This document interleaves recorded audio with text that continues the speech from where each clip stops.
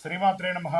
సద్గురు జ్యోతిష్యాలయం నుండి 2025 సెప్టెంబర్ నెల సంపూర్ణ రాశి ఫలితాలని 12 రాశులకు గోచార గ్రహస్థితులతో సహా ఎలా ఉందో మనం ఇప్పుడు తెలుసుకోబోతున్నాం.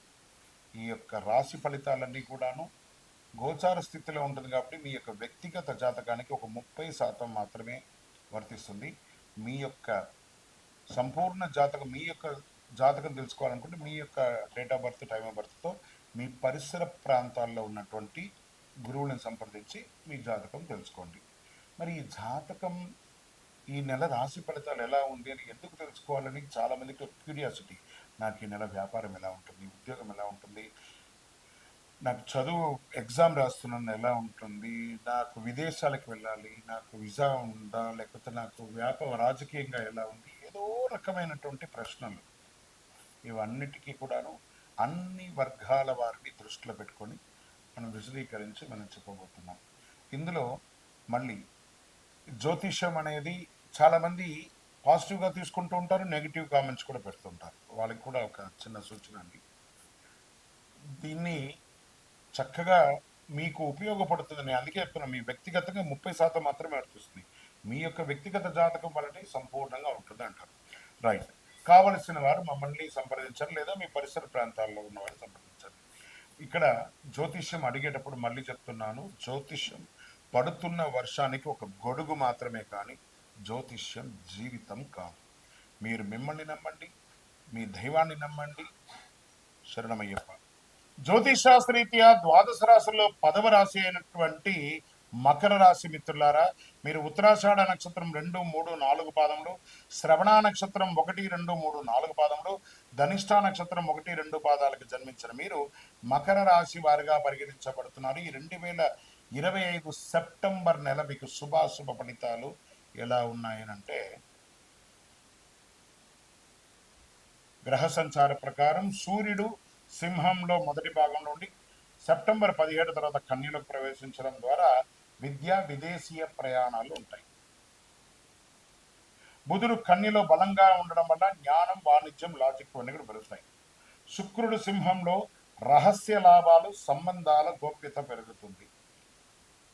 కుజుడు కర్కాటకంలోను సింహంలో ఉంటున్నారు పిదప భాగస్వామ్య వ్యాపారంలో శక్తిగా ఉంటారు. గురుడు మిథునంలో ఉద్యోగం, రోజువారీ పనిలో పురోగతిని చూపిస్తారు. శని వక్రీకరించి మీ రాశిలోని కఠిన పరీక్షలు, ఆలస్యం, శ్రద్ధ పెరిగే అవకాశాలు బాగా కనబడుతున్నాయి. ప్రభుత్వ ఉద్యోగాలకి పదోన్నతి కాస్త ఆలస్యంగా కనబడుతున్నాయి. ప్రైవేట్ రంగం వాళ్ళకి ఐటీ, నాన్ ఐటీ ఆలస్యాలు, పనిలో ఒత్తిడి సెప్టెంబర్ చివరిలో మెరుగుపడే అవకాశాలని, కొన్ని సమస్యలు, ఉద్యోగాలు తొలగించే అవకాశాలు కూడా కనబడుతున్నాయి.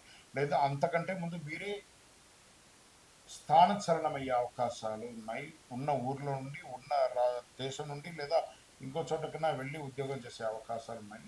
ఉన్న ఉద్యోగంలో పై స్థానంకి వెళ్ళడం, లేదా ఆ ఉద్యోగం నుంచి ఇంకో చోటకి వెళ్ళడం అనేది జరిగే అవకాశాలు గట్టిగా ఉన్నాయి. వ్యాపారస్తులకి చాలా జాగ్రత్త. కొత్త పెట్టుబడులు అస్సలు పెట్టకండి.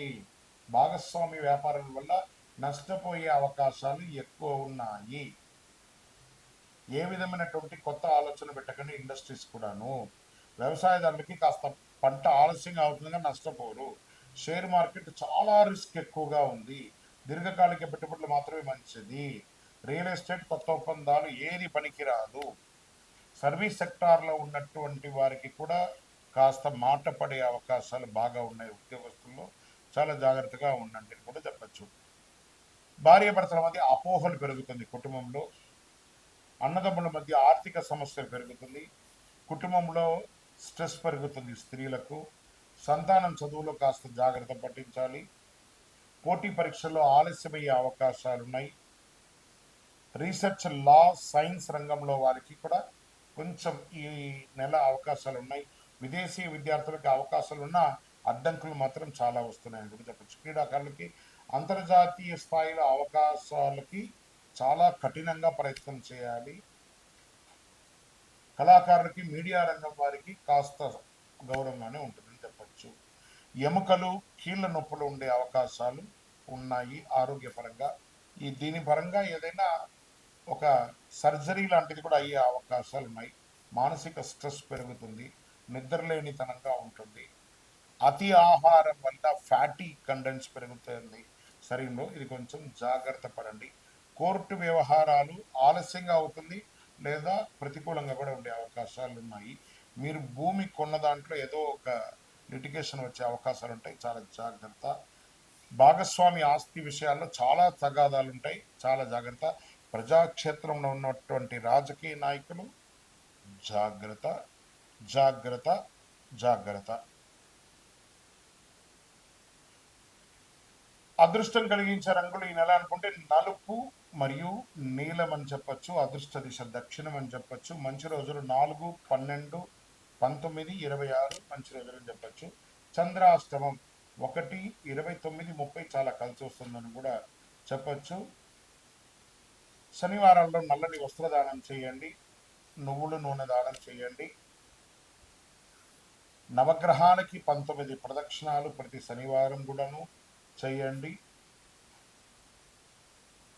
ఓం సుబ్రహ్మణ్యాయ నమః అనే ఒక మంత్రాన్ని గట్టిగా పఠించండి, చాలా యోగదాయకంగా ఉంటుందని కూడా చెప్పవచ్చు.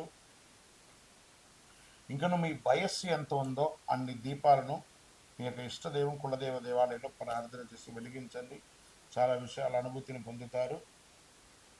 ఇంకను మాకు దోషాలన్నీ తొలగాలంటే ఇలా అతి శక్తివంతమైనటువంటి కరుంగాళి మాలను 48 రోజులు పూజ చేసి మన దేవాలయంలో చండీ సుదర్శన హోమాదులు చేసి మీకు అందిస్తున్నాం. కావాల్సిన వారు సంప్రదించండి. దీన్ని వేసుకోవడం వల్ల ఆరోగ్యంగా, ఐశ్వర్యంగా, సంతాన ప్రాప్తిగా, ఏ విధమైనటువంటి గ్రహ దోషాలున్నా తొలగిపోయి ఆనందంగా ఉంటారు. మీ యొక్క వ్యక్తిగత జాతకం కావాలన్నా ఈ కింద నంబర్కి మీ పేరు, date of birth, time of birth, place of birth WhatsApp చేయండి. విజయోస్తు. శ్రీమాత్రే నమః. నమస్కారం. సద్గురు జ్యోతిష్యాలయం నుండి మీ అందరికీ కూడా శుభాకాంక్షలు. ఈ సంవత్సరం 2025 సెప్టెంబర్ 7వ తారీఖున సంపూర్ణ చంద్రగ్రహణం వచ్చింది. మరి ఈ యొక్క చంద్రగ్రహణ సమయంలో మనం ఏం చేయాలి, చేయకూడదు, ఈ చంద్రగ్రహణం అంటే ఏంటి, ఏ రాశి మీద వచ్చింది, ఏ విధమైనటువంటి ఫలితాలు ఉంటాయి, ఏ విధమైనటువంటి పరిహారాలు చేసుకోవాలో ముందు మనం చంద్రగ్రహణం గురించి తెలుసుకుంటాం. చంద్రగ్రహణం అంటే ఏంటి అసలు?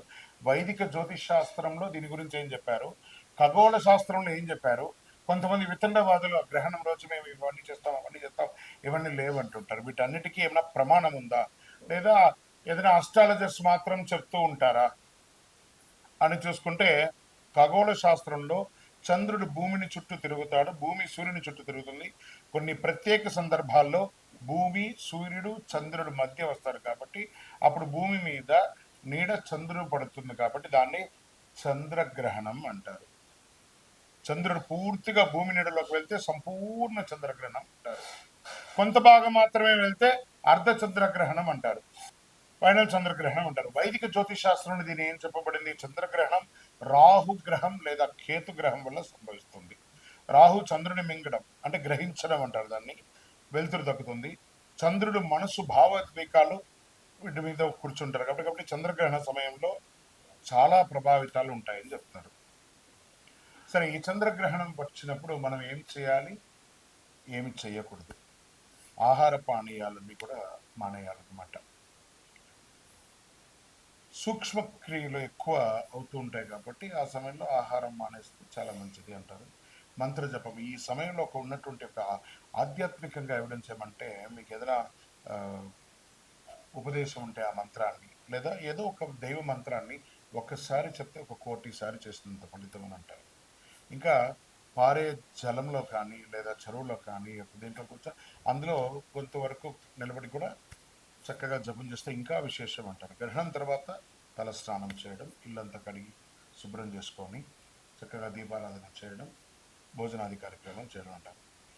వైదిక జ్యోతిష్ శాస్త్ర ప్రకారం ఎప్పుడు వచ్చింది గ్రహణం, ఎన్ని గంటలకు వస్తుంది, ఎన్ని గంటలకు పడుతుంది, ఎన్ని గంటలకు వదులుతుంది అనేది మనం చూస్తాం. సెప్టెంబర్ 7 రాత్రి 9:58 గ్రహణ శూల గ్రహణమే ప్రారంభమైపోతుంది. దానికి ఒక 2-3 గంటల ముందే గ్రహణ శూలు స్టార్ట్ అవుతుంది. అదే సమయంలో గ్రహణం సెప్టెంబర్ 8న తెల్లవారుజామున 1:26 ముగుస్తుంది. ఈ చంద్రగ్రహణ ప్రభావం 3:29 ఉంటుంది.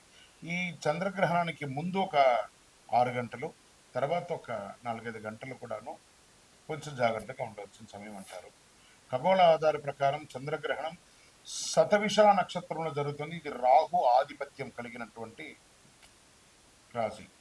చంద్రుడు రాహు కలయిక 11వ భావంలో తాత్కాలికంగా లాభాలు, దీర్ఘకాలిక స్థిరత్వం లోపిస్తుంది. సూర్యుడి కేతు కలయిక 5వ భావంలో ఉండడం వల్ల చిన్న చిన్న అపార్థాలు కుటుంబంలో ఏర్పడుతుంది. ఈ నక్షత్ర రహస్యం ఏ నక్షత్రంలో అవుతుంది అని అంటే శతభిష నక్షత్రంలో అవుతుంది. శతం అంటే 100, అభిష అంటే రక్షణ. 100 రక్షణ కవచాలు కలిగినటువంటివి అన్ని కూడాను చంద్రగ్రహణ సమయంలో అవన్నీ కూడా శక్తి కోల్పోతుంది. చంద్రగ్రహణ సమయంలో చంద్రుడు మనస్సు జలతత్వం, రాహుకేతు మాయ కర్మబంధం ఇలా ఉంటుందన్నమాట.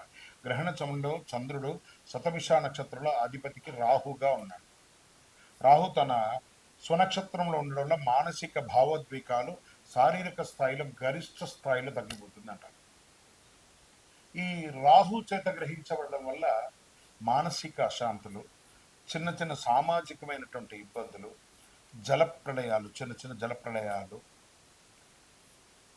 క్షేత్రస్థాయిలో ఉన్నటువంటి జనాలందరికీ కూడా వ్యాపార, ఉద్యోగ, రాజకీయ అందరికీ కూడా మిశ్రమ ఫలితాలని ఇస్తుంది. మన శరీరంలో కూడా రక్తపోటు కూడా బీపీ, షుగర్స్ కూడా కొంచెం లెవెల్స్ మారుతూ వస్తుందని చెప్తుంటారు. గ్రహణ సమయంలో భూమి, చంద్రుడు, సూర్యుడి మధ్య శక్తి, ఎనర్జీ అనేది తగ్గిపోతుంది. ఈ సమయంలో ఏం చేయాలి? మంత్రసిద్ధి చేసుకోవాలి. ఈ మంత్రసిద్ధి చేసుకునే సమయంలో ఎంత దైవభక్తి కలిగి ఉంటే అంత మంచిది. మరి 12 రాశులకు కూడా గ్రహణంలో ఎలా ఉంటుందంటే మేషరాశి వారికి లాభం కానీ భావోద్వేగమైనటువంటి నిర్ణయాలు వస్తాయి. వృషభ రాశి వారికి వృత్తి మార్పు, ఒత్తిడిని నియంత్రించండి. మిథున రాశి వారికి విదేశీయ ప్రయాణం ఉంటుంది, ఆర్థిక ప్రణాళిక ఉంటుంది. కర్కాటక రాశి వారికి ఆస్తి లాభం, అప్పు తగ్గించుకోవడం మంచిది. సింహరాశి వారికి దాంపత్యుల మధ్య సవాలు ఉంటుంది. ఇందులో ఈ గ్రహణంలో సింహరాశి వారికి మరియు కుంభరాశి వారికి కొంచెం ఎక్కువ ఉంటుంది కాబట్టి కాస్త జాగ్రత్తగా చూసుకోవాలి. కన్యా రాశి వారికి ఆరోగ్యం క్రమబద్ధీకరణ చేయబడుతుంది. తులారాశి వారికి అన్నిటా విజయం ఉంటుంది, కాస్త అహంకారం తగ్గించుకోండి. వృశ్చిక రాశి వారికి కుటుంబ సమస్యలన్నీ పరిష్కారం అవుతుంది, భావోద్వేగమైనటువంటి నిర్ణయాలు తీసుకుంటారు. ధనుసు రాశి వారికి వ్యక్తిగత పురోగతి, ఖర్చును మాత్రం నియంత్రించాలి. మకర రాశి వారికి ఖర్చులు ఎక్కువ అవుతుంది, పొదుపును పెంచుకోవడానికి ప్రయత్నం చేయండి. కుంభరాశి వారికి స్వయ మార్పు, ఒంటరితనం వద్దు. కుంభరాశి వారికే ఈ యొక్క గ్రహణంలో చాలా ప్రాధాన్యత ఉంది, దైవారాధన చేయండి. మీనరాశి వారికి ఆధ్యాత్మికంగాను సామాజికంగాను లాభంగా ఉంటుంది, కానీ మోసపోకండి. ఇవన్నీ కూడా చేయడానికి పరిహారాలు చక్కగా మీ యొక్క కులదేవాన్ని, మీ ఇష్టదేవాన్ని తలస్నానమైన తర్వాత గ్రహణ అనంతరం మీ యొక్క వయస్సు ఎంత ఉందో అన్ని దీపాలు వెలిగించి దైవారాధన చేయండి. అతి శక్తివంతమైనటువంటి కరుంగాలి మాలను గ్రహణ సమయంలో ధరించడానికి ప్రయత్నం చేయండి.